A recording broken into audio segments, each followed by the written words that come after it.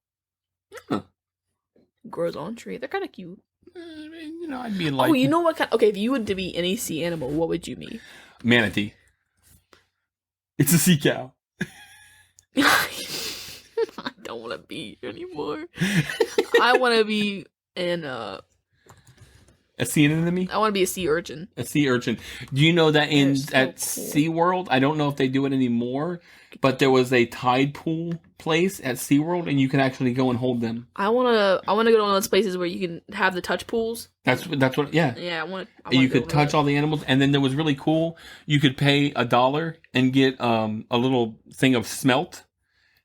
The fish, they're like sardines, and you would put them between your fingers and put them down, and the stingrays would swim over them, and they would eat out of your hand. Oh, I'd pay $1 for that. Oh, I absolutely paid $1 for that, and then you could just sit there and yes, I did. I was there for a long time because it was so cool. Because it makes you, oh look, this is nature, and I'm feeling. Why don't you take me to any cool places like that? Because they're not around here, man. If we lived in Florida, I would take you to the cool places.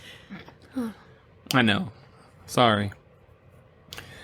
All right. There's got to be something like that here. There's not. There used to be, and they tore it down. Oh. Yeah. Damn it. Was it when we were here? No. It was before we moved here. It was over where Salem Walmart is now. Is that what they replaced it as? They replaced that with, I think that now the Walmart is built on the land that they used to have. Indian burial ground. Yeah, I guess so. We're going to wrap this one up tonight. Good, I'm tired. I'd like to thank everyone for stopping by and listening to our 42nd episode. We do definitely appreciate it more than you could imagine. Of course, best way to say you love us, give us a 5-star review on iTunes. Not begging, just asking nicely. I'm begging, please. $1 a day. $1 a day helps keep Beth fed. You can email us Beth at... what? Fed. That's not what it sounded like. What did you think I said? Fat. No, I said help keep Beth fed. No, you're not. You hear what you want to hear, I suppose. You can email us at the yesteryearpodcast@gmail.com. Twitter is twitter.com/yesteryearpcast. Instagram.com/yesteryearpodcast. Facebook is facebook.com/yesteryearpodcast. We do have our private group, the Truffle Shufflers. Our secret question is the host names, James and Beth. Please make sure you answer it. Please say that you're not going to do anything stupid in the group, because if people do stupid stuff in the group, then the group gets shut down, and that would be really sad, and that would make me sad all day. Then we're going to make a new one, and where they're going to be really intricate questions. Intricate. And they're going to be inside jokes. Yeah, you have to really listen. We'll change them every week. Oh man, that's rough. We do have the website, the yesteryearpodcast.com. If you go to that, all of our sites and our links and stuff are all there, even our shows. You can leave a recording if you'd like. We would play it on the show. That'd be really cool, as long as it's appropriate. PG. Our Patreon is www.patreon.com/the nostalgia group. If you'd like to support us in a financial way, that'd be nice. A shout out to Greg Revan for our intro and outro music. And as always, we love you. Say goodnight, Beth. Good night, everyone.